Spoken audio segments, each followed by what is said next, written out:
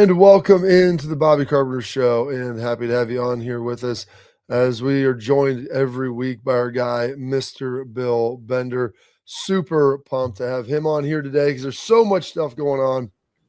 And the beauty of college football, Bill, is the passion that goes back and forth, the rivalries that you get going on, and sometimes you can be just as happy when your rival's struggling as if you are doing really well. And this crazy story, I want to start with this because it's probably one that needs to be opened up for a while. The Ward Manuel situation with what's going on in Michigan, as you understand, I heard he was fired and then he's back. He's fighting for his job.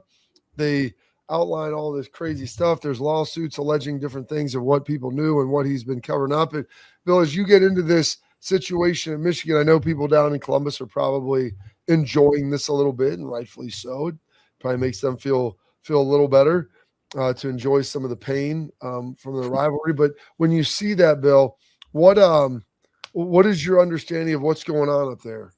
Well, I'm friends with John Bacon. He's wrote several Big Ten books, obviously.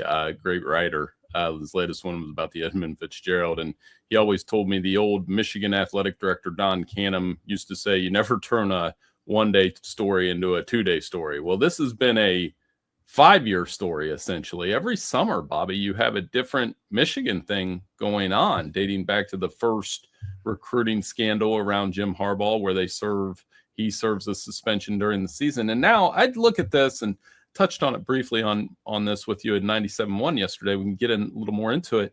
I don't know what the shelf life for an athletic director is, but I do know they will be on, if Ward Manuel moves on, Michigan will have been on their 5th athletic director since Lloyd Carr retired. You go from Martin to Dave Brandon to Jim Hackett briefly to Ward Manuel, and now to possibly a 5th one if Manuel is let go, in an environment where their football, and I think those athletic directors, we can say what we want, they're tied to the coaches, the football coaches. So this next athletic director, if they have one, will probably be tied to the guy that follows Kyle Whittingham when he retires. And it's a little bit, and that athletic director will be tasked with cleaning up a reputation that's taken a hit, like I said, every summer for the last 5 years. So the reports that Ward Manuel was fired, but then it comes out, he's fighting for his job and they're having these meetings. Do you think there's a way, despite all the allegations and different things that have happened here over his tenure, do you think that there's a way that he potentially saves his job, or he could be the guy moving forward? I mean, what he told Ross Dellinger was, I plan on being the athletic director, essentially. There's been none of that. I think we'll have more clarity Thursday, but when there's this much smoke, it would be hard for him to keep his job. And maybe it came to a head at some point when Dusty May left for the Mavericks, because you've read some of the reporting there that, May didn't necessarily want to leave, but there was friction between him and the athletic director. And it was kind of a him or me type deal. And of course, Dusty May goes to the Mavericks. So in essence, Michigan's won 2 national championships between football and basketball in the last 3 years, but the coaches are immediately gone. So it's hard to celebrate when you know that the next guy's in, whether it's Boynton or Sharon Moore, who quickly went to Kyle Whittingham. What's interesting is you went to Boynton right after May, and they did Sharon Moore right after Harbaugh. That didn't end up very well. And I know you like to separate it, and you don't always want to sit there, and they're 2 different guys. It's 2 different sports. I think it was probably the right move, but now looking at that and you bringing that up, it seems a little peculiar and maybe worrisome if you're a Michigan fan. Well, I think the same thing whereas like Ohio State, with the basketball, when Holtman let go, Diebler takes the job. And I think Diebler got a audition for the job and did well, and, whenever you don't open a national search, it leaves it open to criticism. Like Urban Meyer, I remember he moves on, and you're trying to scramble around thinking of all these Ohio State coaching candidates. That coaching search lasted about an hour before Ryan Day takes over, and it works out. So it's not a perfect science, but I do think in Michigan's case, they went one higher. Kyle Whittingham will do okay there. I'm not even talking about like national championships or anything like that. I think what they need is a coach that matures the program quite literally on the field and off the field. And then, whoever this next athletic director will be, Michigan is one of those places like Ohio State, like Alabama, like Georgia, where I could sit here and lie to you, Bobby, and say I know the name of all 138 athletic directors in the FBS, but there's certain ones at the top, and Michigan's one of those top 10 athletic director positions where you have to know who the athletic director is. Well, what's interesting is, you look at all the stuff that's happened with Ward Manuel there and his level of involvement. I mean, I don't know. You don't know. John U. Bacon might know. He's the one guy who's pretty tied in with all this and always has a great pulse on it. But you look at the scales and you see some of the stuff that obviously happened with Harbaugh there and the Sharon Moore things. And there's a number of that. Then you start looking at some of the basketball stuff, maybe some of the friction that happened there. There's some allegations of other things. And it's a lot of stuff, some to varying degrees, some bigger, some smaller, some on field, some off field, just a litany of things. And so when you go into the scales and try to balance this, I joked they won a national title in football in 2003, and you won the last men's basketball championship. Now your coach has left a year after both of those, but Sharon Moore was governing the ship during those.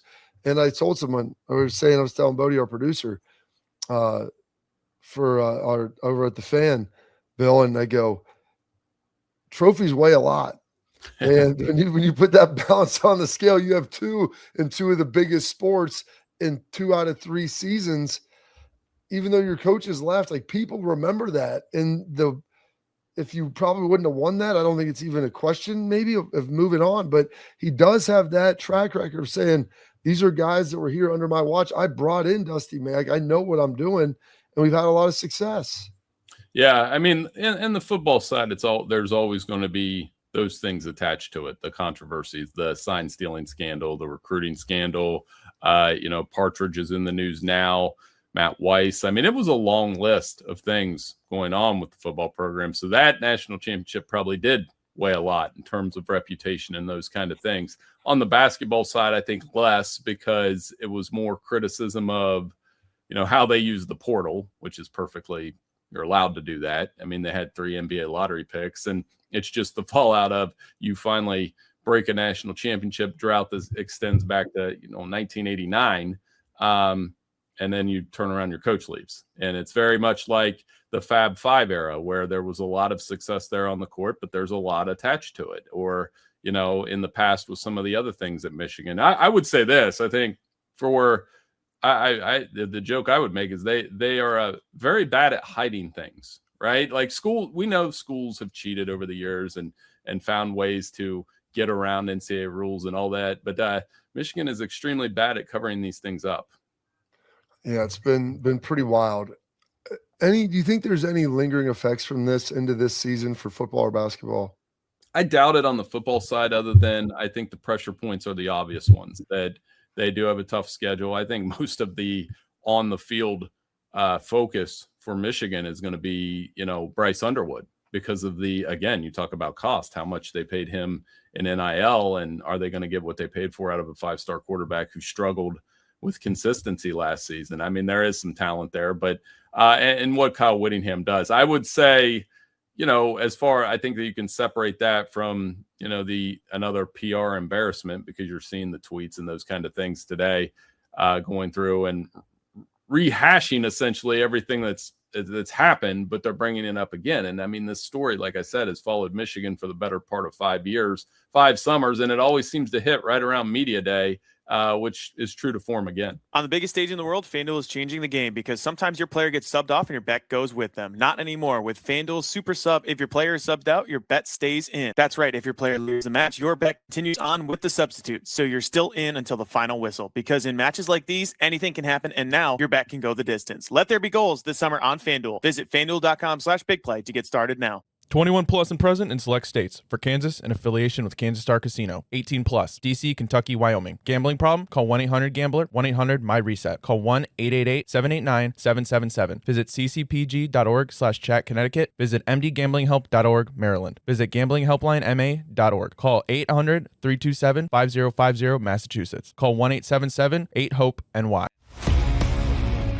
Atlanta should be the team to step up and secure him. Yeah, Atlanta's really interesting because they're, much further down the list than only, 8% right now on Call Sheet. But this is a team that has constantly come up in terms of GMs thinking, or the reports suggesting that GMs are thinking that Atlanta Braves are the dark horse team to kind of swoop in there and get Skubal. And that's going to be something that, we should pay attention to. Pro Baseball Today, only on SportsGrid. This is the third time he's been medically checked. Even the refs coming over. He's like, dude, like come on. Like after every sort of play in front of the net, the kind of goal he's done. Yeah. He's stop jumping. He's on the turf, like you said, like he's like driving off the top rope. Look at him here again. I give him credit. He's freaking fearless. In-game live, only on SportsGrid. The older players in the WNBA going, hey, man, we were here when they were paying us nothing. We were here when we had to go overseas to make a paycheck. You're walking in here, you don't realize how easy you have it. So there is some of that too. But yeah, Jordan got beaten up. Magic got beaten up. Bird got beaten up. Kareem got beaten up. Wemby is getting beaten up, by the way. Outspoken with Dan Cilio, only on SportsGrid.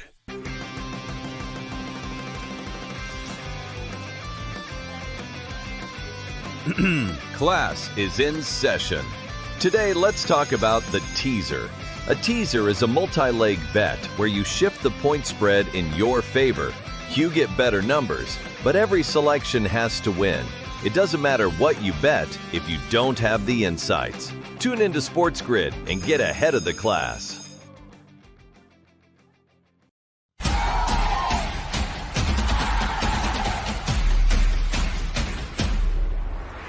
All right, I'm here with our guy, Bill Bender, the Sporting News. Great conversation going on. He brought up something very interesting in the Big Ten. You have Kyle Whittingham going to Michigan after spending really his entire career in basically a 2-decade run at Utah. Matt Campbell was at Iowa State after leaving Toledo, correct, Bill? For what, about 8 or 9 years? Yeah, he was at Iowa State for a decade, and he was at Toledo before that. So he's been around for a very long time. And Fitzgerald was at Northwestern for a very long time, after Randy Walker passed away, and he was there up until, 2 years ago. Yeah, I would even put, Fitzgerald and Whittingham, I would put almost in the same category where, Fitzgerald played there, he GA'd there, then took over. Whittingham has all the connections to Utah, DC there, takes over the head job. And, that's really, if you look at his resume, almost 80% of it consists of being, in the state of Utah. So very, very unique. Of those three coaches, who do you think has the most success in year one? I think by the schedule alone, it's set up for Penn State to have a lot of success under Matt Campbell. But now the question is, how does it work with all the Iowa State transfers coming over there? Rocco Beck's played a ton of football. I think he has 36 starts as the Cyclones quarterback. And does it work? Schedule-wise, anytime you don't catch Indiana, Ohio State, or Oregon, I can't believe I'm saying anytime you don't catch Indiana, it's great. But for them this year, it's absolutely great. And they play USC at home. They'll go to Michigan, and then they go to Washington. And it's a very manageable schedule for them to get 8 or 9 wins. I think with Pat Fitzgerald, there's some catch-up work to be done on NIL, on talent development in East Lansing. It hasn't happened, and maybe he can tap into the culture that they created under Mark D'Antonio. That was the big thing with Mark D'Antonio. And you know this. he was the master of recruiting a 3 or 4 star guy. The name that always comes up with what I think of with Michigan State is Darqueze Dennard, who was a 3-star corner that he turned into basically a Thorpe Award type All-American, unanimous All-American corner that played with that edge. And I think that's the challenge for Pat there. And then at Michigan, Whittingham, they'll be solid, but it's the schedule. They do play Indiana, Oregon, and Ohio State, and it's a difference when you have those 3 teams on the schedule. It was interesting when we were talking about Ohio State and their schedule today. It's they're the team most likely to, on a regression level, win less games they did last year. When you go undefeated in the regular season, you're definitely not winning more. But they have Indiana, as you mentioned, Oregon. They've got USC on there. Michigan, as always. like Texas on there in the non-conference. Then you start talking about Iowa, Illinois. I mean, some teams that are pretty good, USC, like very, very tough schedule. Are you a believer, Bill, that you think a 10-2? I know you put this out there in your playoff bracket and rankings. You had Ohio State rematching Texas. You had Ohio State maybe winning the first, losing in the rematch. Like, is it better in college football now to, like, for Ohio State, you have this really tough schedule. You go 10-2. You win most of the games you're supposed to. You're close in the other ones. That gets you a home game. Or do you think that we're going to continue to see this dilution of the scheduling, especially in the non-conference? Well, I think we're going to continue to see an imbalanced schedule. You know, there will be years where Ohio State misses these teams that, you know, it's just the perfect storm on their schedule this year. And again, all these years of covering Ohio State football in the Big Ten, I haven't seen a schedule this difficult, especially when you go to Texas, when you go to Iowa, when you go to Indiana, and then later in the season, you're playing Oregon, you're playing Michigan, you've got a road trip to USC, and they're even playing Illinois. And Illinois is going to be a top 25 caliber team as well. So, I mean, that's 7 teams essentially that could be ranked in the top 25 to start the season.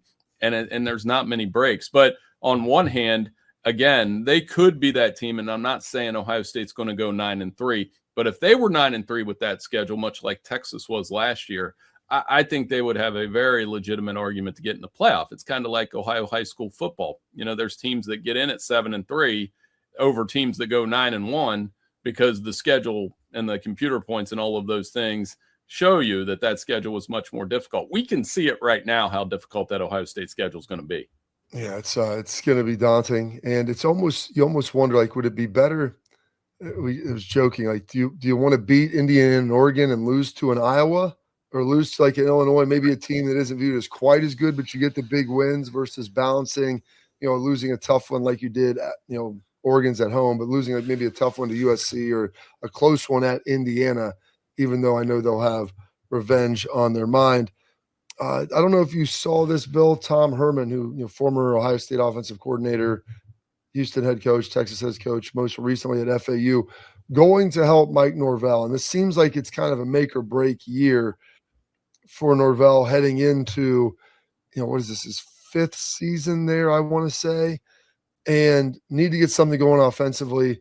We remember FSU from our days, Bill, as, you know, growing up, is an unbelievable program. And, you know, financially, I don't know if they're on the same platitude as some of the other big-time schools. And so maybe their recruiting has struggled a little bit in recent years because of that with the NIL packages. But, I mean, is there a chance, you think, for Norvell to save his job this season? Well, I mean, they can't have another losing season. You know, this has been the world's longest hangover since they were playoff snubbed 2 years ago. And I think part of it is the quarterback position. They did have Jordan Travis at quarterback the year that they were undefeated before he broke his leg. Nasty, gruesome injury that essentially cost them a playoff spot, if we're telling the truth. In the last 2 years, the quarterback play hasn't been there. There's been a lot of turnovers. Thomas Castellanos had some moments last year, but it wasn't perfect. So I think the pressure point is, can they have a winning season? Can they get back on track in the ACC? Because if you're looking at Florida State, you're obviously looking at your neighbor, Miami. Just went to the national championship game on a higher trajectory, has great quarterback development. Their offense should be very good this year. So I think that's part of it as well. So despite a massive buyout that Mike Norvell has, and obviously bringing in Tom Herman, it was Gus Malzahn the year before, they're trying to fix the issues that they have offensively. They're going to need to do it. And Herman, interesting career arc for him, obviously, since Ohio State, but another chance for him to maybe, you know, get in if he has a successful stint there and be a head coach again. Every experience I've had with Tom, you know, when he was at Ohio State and afterward, he was pretty good to me. So I have good things to say about him.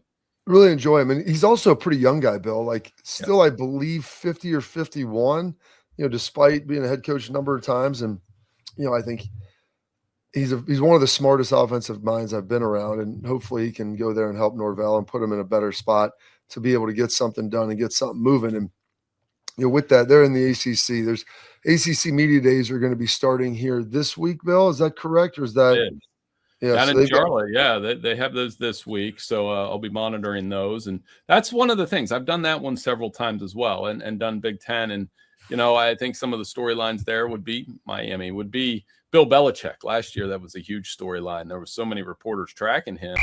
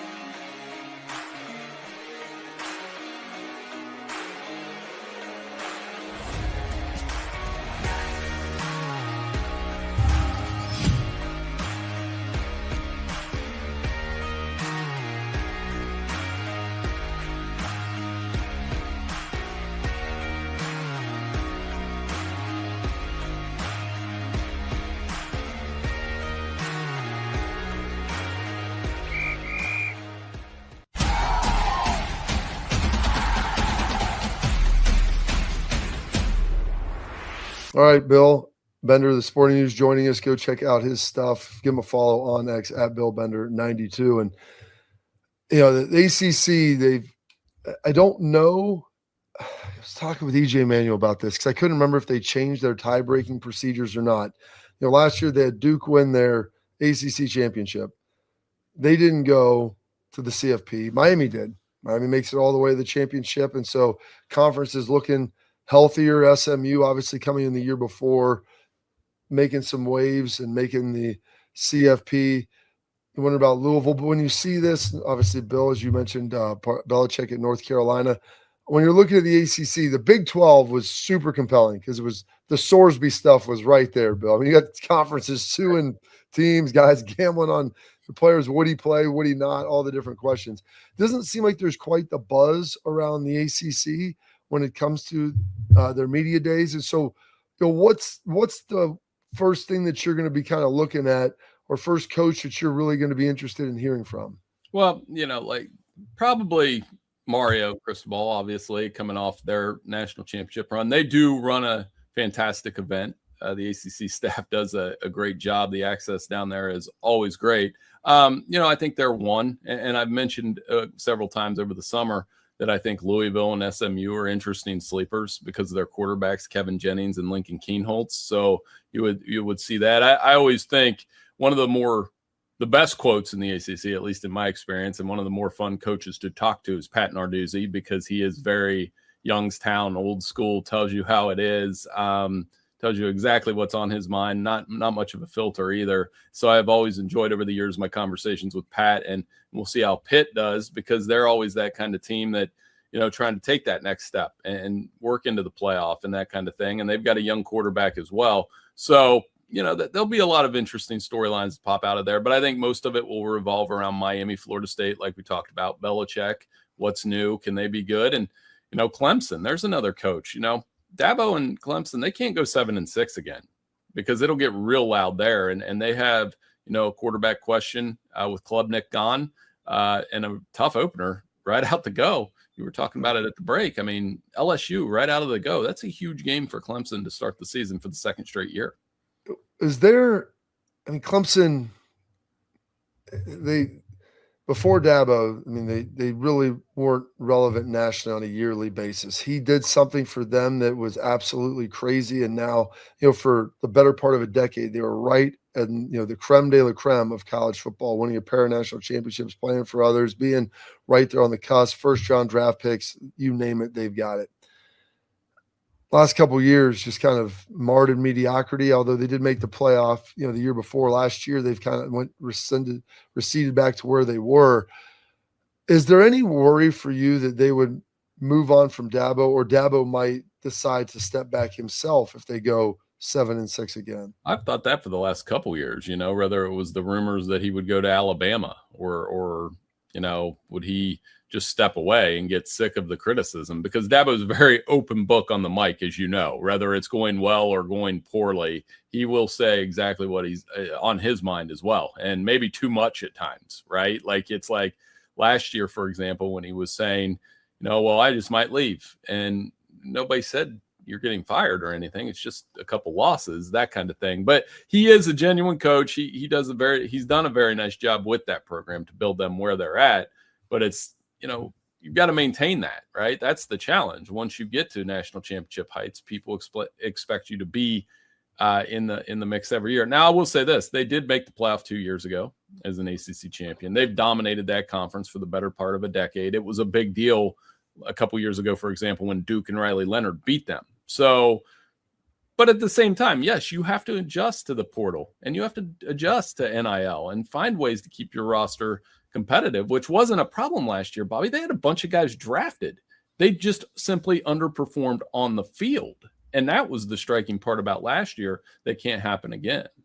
I believe 8, maybe 9 players drafted. They were in the top 6 or 7 teams. They may have been 5th overall. Now, they didn't have any guys like crazy high. You didn't have the Sammy Watkins. You didn't have the Trevor Lawrence, Travis Etienne. There was no DeMarcus or Dexter Lawrence. I mean, you didn't have any of these guys who were, top 5, top 10 picks, but they had a lot of talent still on that team. And so we're curious to see if they can turn that over with that as well. I want to get to Bill and talk him a little lift it or leave it.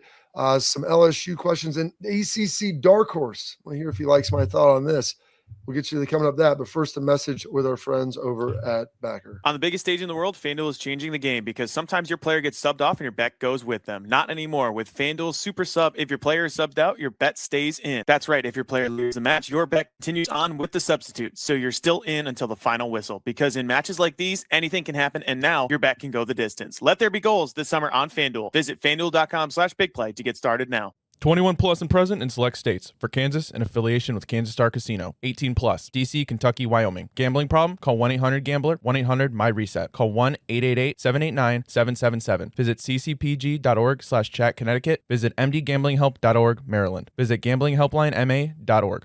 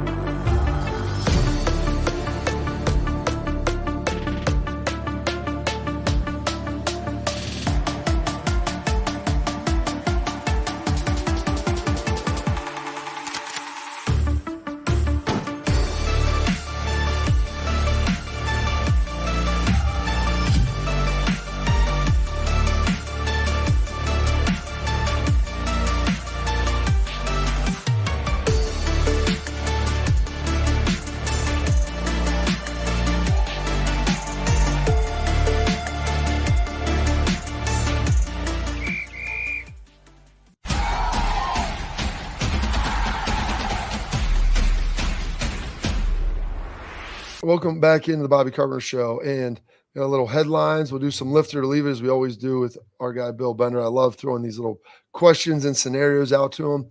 You mentioned some of the front runners, potentially teams that could go challenge and win an ACC championship. How about Louisville as a dark horse to potentially pull out or make it to the ACC championship game and possibly even find a way to challenge Miami or whoever to win that thing, lift it or leave it? I think Jeff Brom's one of my favorite coaches in all of college football. You look at the track record between Purdue and Louisville. So I'm lifting, by the way. Keenholtz, 2 good running backs. Isaac Brown's an NFL prospect at running back. He's in our top 50 on our big board. Clev Lubin, an edge rusher, also on our top 50. The key for Louisville is you've got to, as you know this, Bobby, they have to avoid the law, that like clunker, the loss that keeps them out of the mix. But they've been close the last couple years. They've been to an ACC championship game. I think he could push them into that. And if Lincoln Keenholtz is who I think he's going to be, combined with Brom building on the development that he had at Ohio State, they could have a really good year. And the schedule lines up at such. So, yeah, they are definitely an ACC sleeper. You mentioned the schedule works out as such, and they've got a pretty favorable schedule. Brom, as you mentioned, I love him as an offensive coach. I think he's really good. And having seen Lincoln here at Ohio State, I think he's got loads of talent. Could Lincoln Keenholtz also be a dark horse Heisman? We talk about all these guys who are the transfers that come in, Bill, that they're never on the top 5 list the last couple of years. And then all of a sudden, by the end of the season, come November, they're one of the favorites. Could Lincoln be that guy as well? But, 10 years ago, it's funny you say that. I distinctly, I tell the story all the time. I was at ACC Media Day, and Lamar Jackson was at his podium, and literally it was me and David Hale, the ESPN writer, were the only 2 reporters talking to him. Do you think Lamar Jackson in the last 10 years has ever been in a situation where only 2 reporters were talking to him at one of those things? And kind of had that feeling about him at the time. Wrote the article, said, here's a Heisman dark horse. Had no idea he was going to put up the numbers that he was. So I'm not comparing Lincoln Keenholtz or putting that pressure on Lamar Jackson, but there is a little bit of that feel to it where if he goes there and puts up the numbers. Now look at the line of quarterbacks that Jeff Brom has had. He had Aiden O'Connell. That might not excite people, but look at Aiden O'Connell's college stats. And he got to the NFL. He had Tyler Shuck. Obviously he had a good year, set himself up for the Saints. So, he's done a nice job with quarterbacks. And I think he'll do a nice job with Lincoln, and the numbers will be there. But the thing about pause with the Heisman is they do like to run the ball with those running backs. And I think Isaac Brown's actually one of those guys that could get into the mix as a potential sleeper as well. We talked a little about LSU. They're going to be opening with Clemson. That's going to be a little Tiger battle this year, I believe. Last year was in Clemson, their Death Valley. This one will be down in the boot. They fired Ed Orgeron a handful of years ago, huge buyout Brian Kelly to the tune of $50-some million, spending a lot in NIL. They had to pay Lane's buyout to come from Ole Miss, then pay him a bunch. And it's been reported that, they've got some cuts that are going on now in the university. They were having a big meeting with, the governor, the board of regents, AD, everybody that's involved, all the stakeholders in the state of Louisiana. LSU's always wanted to win, and they didn't care. They're unapologetic about it. Do you think we're going to start seeing, is this unique to LSU, just the uniqueness of the state, or that there might be more upper level officials start getting involved with this and maybe some of the governance of college athletics, Bill, just with how kind of wild the situation is running right now, lift it or leave it? Well, I think lift it as well. You and I are both 80s and 90s movies buffs, I know. So they like that covering their football programs like watching one of those Grisham movies. It really is. Like it's great storytelling. It's colorful. It's fun. It's not always fun probably for LSU fans, but that it's a special culture in college football. And but they want to win. And you said it best. Your phrasing was perfect. It's unapologetic the way that they want to win there. Otherwise, they don't bring in Lane Kiffin in the middle of the season to undercut another school in the conference's playoff run. They definitely have a lot of pressure on Lane, and I have a little bit of pressure on Sam Leavitt, the Arizona State quarterback. And this is, again, a program where the state, the government might get involved. It's not just about the fans there. So there will be a lot of pressure on them this year, especially in that opener against Clemson, especially a couple weeks later when they go to Ole Miss and play at Bob Hemingway Stadium in a game where, Lane definitely going to want to win that one. They also play at Tennessee and Alabama this year. So it is a loaded schedule for the Tigers. It's kind of how I feel about Michigan. I think they could go 9-3 or 8-4 even, but as long as it looks better than it looked when Brian Kelly and LSU got beat by, remember that Texas A&M game last year? That didn't look like LSU football. Our friend Jacob Hester, he told me a couple days later, that just didn't look like LSU football. And it's got to look like LSU football this year. You talk about looking like that, and just there's certain identities that programs have always had. And one of the things, LSU has always been known for defense. There were times there with Les Miles where there were rock fights with Alabama and the 6-9 game, and it's first team to 14 you feel like might win. But LSU always had a good defense. That's the one thing in the last couple of years. They had a great portal class, but their defense was bad last year, Bill. And like that identity of what they were, like that to me is what maybe stings people the most with everything. And it's something that might even be going on a little bit at Alabama where, hey, you know what, with Saban, maybe our offense wasn't always the most explosive, but we were always great and tough on defense and well coached. And both of those, the Kalen DeBoer, who I think is a good coach. I thought Brian Kelly was a good coach. But it seemed like both of those programs, maybe now a little bit Alabama, but LSU already had lost their identity as like tough, physical football programs. Well, and I think the identity stems more from, because offensively schemes change, right? Like you Ohio State football right now versus even when you played, the offensive scheme changes, but the defense is where the identity comes from. Are they hitting? Are they playing good assignment football? Are they flying to the ball? Are they not allowed? I always think with defensive identity, and you obviously played it, so you tell me more. I think it starts with, can you shut down the run? Is somebody just running all over you? That's the worst when you watch a team just run all over you. And that's what was happening in that LSU Texas A&M game. Texas A&M was doing whatever they want. And so that identity defensively, Ohio State's hasn't changed much. It's always just tough defense. It's gotten better under Matt Patricia the last couple of years. And, when you have that, I think the fans are happy. So that's what we'll be watching with LSU as well. As much as I've talked about Sam Leavitt, how does their defense play this year? Because they've produced their fair share of NFL talent. I'm looking at a project we're doing at Sporting News. You could form a 2010 secondary out of just LSU guys. So, where are those guys at? The Patrick Peterson, the Morris Claiborne, Honey Badger, those type guys. Where have they been the last couple of years? They still have them. Delane was a first-round pick. That's even more concerning when they know you have the talent. It's like, why are they not producing on the field? It's a little bit like Clemson, where like you have draft picks. Like, why are they not playing better? All right, you mentioned there's some of that identity and everything. I'm going to leave you with this one, the last lift or leave it. Ryan Day has coached of the 11 highest passer yardage games in Ohio State history. Ryan Day has coached quarterbacks in 10 of them, with them being split between C.J. Stroud and Dwayne Haskins, Arch Leister being the lone Earl Bruce player popping in there. Lift or leave it, Julian Sayin. It's 405 yards is the threshold to get into that top 10 club. Julian Sayin becomes the next Ryan Day quarterback to crack that list this season. Well, it depends on what kind of game, because a couple of these games where Ohio State, I'm going to say he may have one game like that, this year, where you said 405 is the minimum. Yes.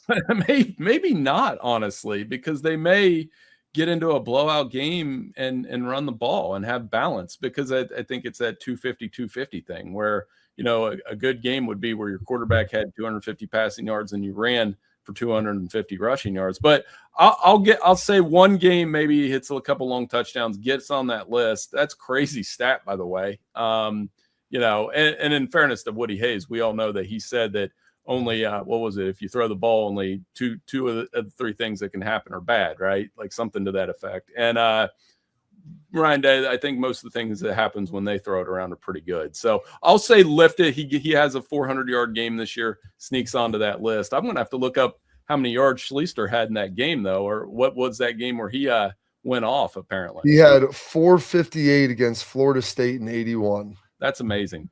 Yeah. And that was the mark for a long time, long time.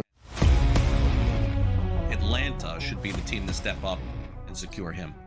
Yeah, Atlanta's really interesting because they're, much further down the list at only, 8% right now on Kyle sheet. But this is a team that has constantly come up in terms of GMs thinking, or the reports suggesting that GMs are thinking that Atlanta Braves are the dark horse team to kind of swoop in there and get Scoogle. And that's going to be something that, we should pay attention to. Pro Baseball Today, only on SportsGrid.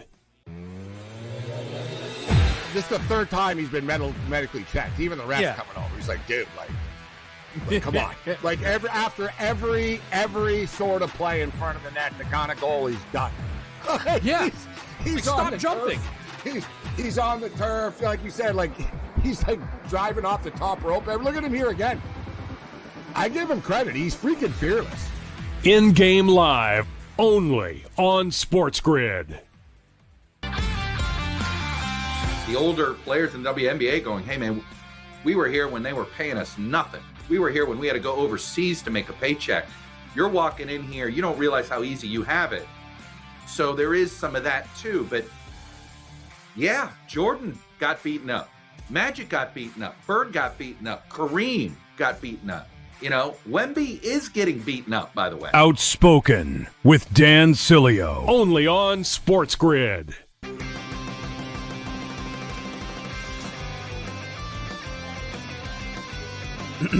Class is in session. Today, let's talk about the teaser. A teaser is a multi-leg bet where you shift the point spread in your favor. You get better numbers, but every selection has to win. It doesn't matter what you bet if you don't have the insights. Tune into SportsGrid and get ahead of the class.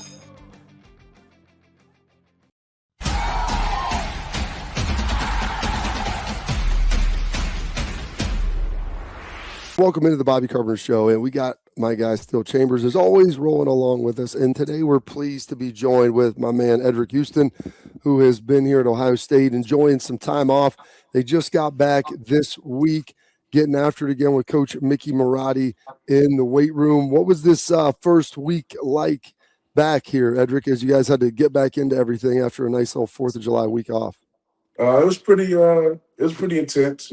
Coach Mick's always going to bring it, but especially after we come back from a break, you're going to make sure everything that the break had for us is going to come out the week we come back.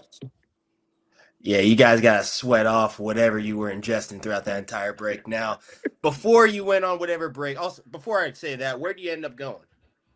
I went back home. I'm originally from Atlanta, Georgia. Went back home and then took a trip to Miami with family, which was pretty great. Was also able to see some of my teammates, especially ones that live down there, and then some of them that flew down there for vacation. So it was pretty good. Yeah, it looked like you guys had like a little villa with all the Ohio State people down there. I don't know if that's some kind of NIL deal you worked up, but were you able to like have fun? Because there are a couple times whenever I was there, if you're about to leave for a break, he's going to destroy your legs, destroy your upper body. So were you still able to have a good time, maybe ride some jet skis or something? I don't know what you guys do nowadays. Yeah, when I got home, I kind of took a break. Like, it was just straight resting.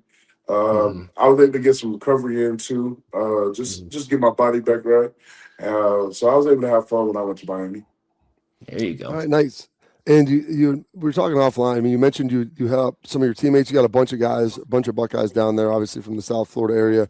Kenyatta, obviously, BI, JJ. You guys get together. I mean, did you plan getting together, going down there? What'd you guys get into? We kind of planned it already. We all had a mindset that we were going to go there, but it helps because they also able to show you stuff, show you around because they're from down there. So I was able to hang out with me, Kenyatta, Brennan Ennis, JJ. JJ also hosted a camp down there that pretty much everybody showed up to, so it was pretty good. Oh, so it just ended up being like a little Buckeyes camp down in South Florida, just all you guys hanging out with the kids? Yeah, pretty much until it started raining. Yeah, that's Florida weather for you. Yeah, rains every day in Miami. You mentioned Kenyatta. You've been here now. This will be your third season, Eddrick, or fourth? Third season. Third season. Kenyatta's been here for a long time. Talk about that relationship in the defensive line room with some of the other guys. You come in, DN, maybe transition over, but just the camaraderie that you guys have and what the culture is like within that room. So it's we kind of lost a lot, whether it's to the transfer portal or to the league. But we was able to build back up that team. At first, everybody that transferred in to Ohio State was just trying to get a gist and a feel of how everything was going and how we ran things at Ohio State. But once they got set into it and they actually start understanding what was going on, I feel like now, especially now, our team's extremely close. We hang out, we talk a lot. We'll sit upstairs in the little cafeteria area and we'll just talk for hours and we won't even notice. So just the time it took for us to get that close, it was a minute because people came from programs like we got James Smith and Quay Russo from Alabama. Then you got John Walker from UCF. So there's a lot of different programs that are great programs, but they don't do it like us. You guys doing anything extra like off the field? I know for us, our house, you used to have people over, whether it was to cook meals for them or play little card games. You guys do anything outside the Woody where you're getting together and just hanging out, trying to build that camaraderie? Mm-hmm. Yeah, we do mostly we go bowling because as a football player we're very competitive, so we got to find something that's gonna drive for all of us. So I say bowling's our main one, or just even if it's like going out to eat, like we love to eat as D linemen, so we go to like our main place. Can't think of the name right now, but we always go to the same breakfast place. It's pretty good, and it's really fun to just sit down and get to know them, just not as a football player, but as a person as well. All right, so who's the best bowler in the crew? Who's the worst bowler in the crew, and where do you fall in? The best bowler in the crew is Jason Moore. Jason Moore is by far the best bowler. Jason Moore? Jason Moore, yes. And then the worst bowler, I don't know, because I'm not gonna lie, D-line has pretty good bowlers. Okay. But just muscle. Just muscle. But I say the worst, I'm gonna have to go with Damari Simeon. Yeah. All right. Well, where do you fall in though? Where are we at? What are we rolling normally? And don't say middle of the pack. No, I give myself top 5. Okay. Like what's the average score? Average score? That's a good question. I don't know. I kind of just bowl to beat him. I don't even have an average score. Okay. All right. I like that. That's good. With you guys going back and forth there. Love to see that. How tough, like you mentioned John and James and Quay and those guys coming in there. This is kind of a newer era now, something that Steele and I didn't really have to, you go through. You have a lot of guys leave and exit, new guys coming in. You mentioned the bowling and, the camaraderie. I looked at James. I don't think James Smith said a word for about the first 2 months that he was here. Like, how hard was it to kind of get to know some of those guys? He looked like he was all business every day. Yeah, definitely took James longer than John. James and Quay, they kind of they're like this because, they played high school ball together and then went to the same college team. So they're like this. They would talk to each other, but it took James a little bit longer to open up. But I talked to him about it. He was just like, I wanted to be like a sit back kind of guy, just see everything out, just see the different personalities and stuff. So he just wanted to get a gist of what he's getting into before he just starts speaking. But now James speaks up. James becoming one of our leaders. So he's a part of the leadership committee and all that. So he's great. Yeah. Now, something that for me helped a lot, getting into the workouts, because I was pretty quiet. And then once you start working with dudes, going through the heat of it with each other, you start getting that camaraderie a little bit. Is that something that really helps, like with these transfers where you're working out, like you're next to your brother, you're sweating, and you kind of got to lean on somebody? Is that really how you get close with these guys nowadays? Oh, definitely. Especially now, like I said earlier, with the bowling, we're competitive. So if, we do it at Ohio State, we got a lot of competitions and you go against each other or just whatever we do. But I say that really helped us because we'll get at each other like yelling, fighting, everything. But at the end of the day, we got close enough to where we know that's all out of love and that we both love competition. So after we'll dab each other up and it's great.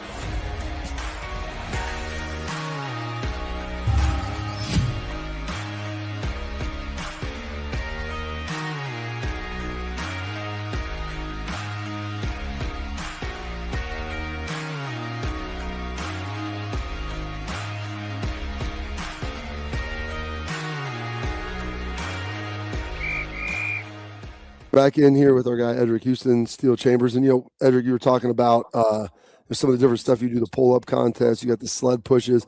I mean, fan bikes. What is the toughest thing that you had to do this offseason at Ohio State? The toughest thing that I can never get over is bike sprints. I don't care how many you do, you're going to be tired. You can do one, it's still going to get you. But bike sprints is probably the worst thing I've ever experienced. How is it stationed? Is it still like one-on-ones where you're going to get someone, whoever's got the peak power wins, or is it like a group where like the winner of the group wins? So like before it was we went like you would go, but like we won't be going against nobody. It'll be like blind one-on-one. So you don't know who you're going against. You just got to go hard as you can. And then at the end of like the next day, they already have the numbers posted of who won and all that. But now it's a tournament. So like they match you up, they put you in a little bracket, get matched up, and you're going against you basically go against whoever they put you against.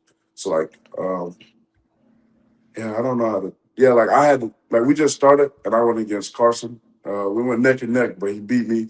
But yeah, it goes like that, and then you'll just keep going, and then it'll be like 1v1 at the end, be the best of both brackets, and then they'll go, and then the winner of that, I don't know what we get. I don't think it's a reward for it. I think you just win. I love it, man. That's good stuff. Well, I think JJ won the tournament last year, if I wasn't mistaken. I mean, he's an absolute monster.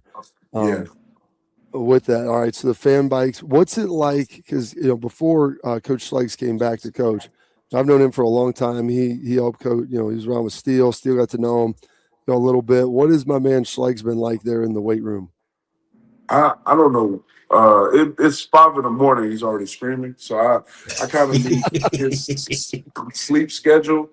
But I love Schleggs. Like that's like, I don't know. He's just great all around. He's a great person to talk to, and also a great strength coach. So like, I'm glad. Sad we lost AT. AT was I love AT, great, but there's always better opportunities out there. So you understand why he had to go. But bringing Schleggs in was great because he's gonna push you, he's gonna work you, but at the same time he always has that goofy mentality. And it's loud, crazy, but you're gonna love Schleggs regardless. Now, usually position groups all have their different strength coaches and they all have their different personalities. All of them are awesome. Who are you with mostly? D-line, we have KP. So, good heavens. Another Georgia boy, but he loves you to death, but he gonna push you to the past the limit that you think you can go. So I love KP. I can always go to him if I'm not just football stuff, but if I need to talk to him about just life in general. KP's great to go to. He'll give you some life lessons, some pointers to do. So yeah. Oh, he's the best, man. KP, he's been here for a long time. He's a good friend, and it's awesome watching him work with you guys and just his temperament because everybody's different. Like KP ain't a big yeller, but he's super intense. But he keeps it a little bit down. Like Schleggs is just all over the place all the time. And so, just the different personalities is fun. You've been here now 3 years. When you got to Ohio State and came to college, what's one thing that you learned, or were you the most surprised by when you got here?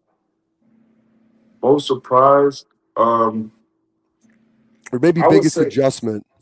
Biggest adjustment, speed of play by far. That's the main thing I had to adjust to. Especially when I first got here. I got here in the spring, so I was able to get into it a little bit, but just see how fast stuff move, and just I don't know, that was the main thing I would say. Speed of play was the hardest thing to adjust to. And then with that too, you also had a position change. So you came in as a defensive end, one of the top recruited defensive ends in the country.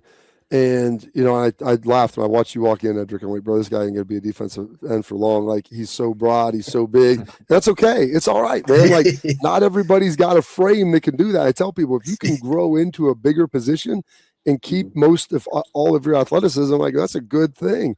What has that transition been like kicking down inside?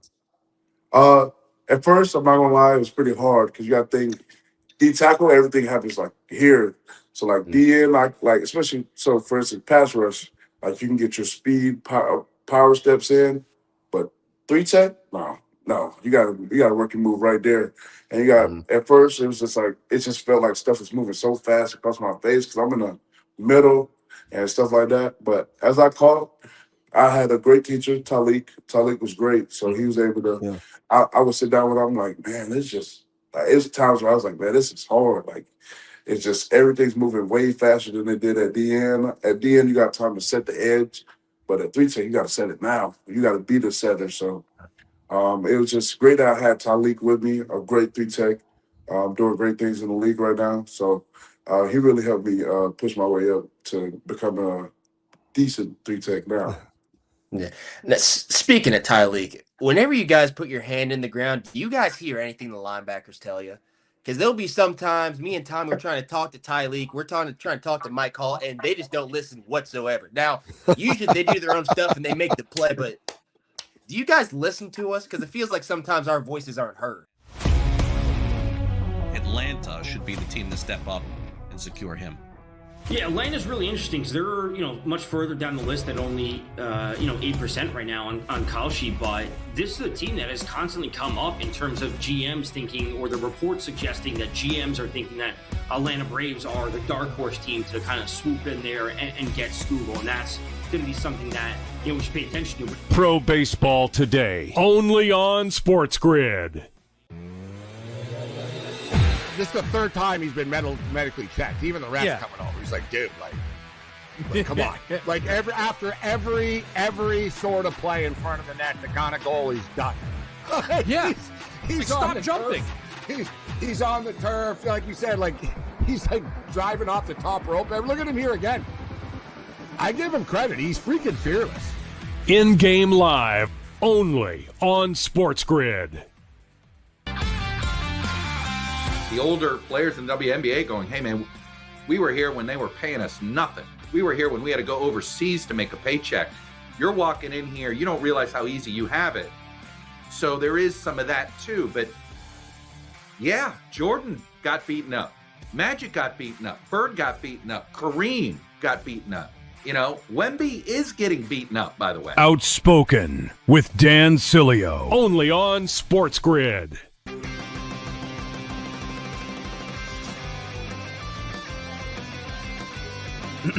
Class is in session. Today, let's talk about the teaser. A teaser is a multi-leg bet where you shift the point spread in your favor. You get better numbers,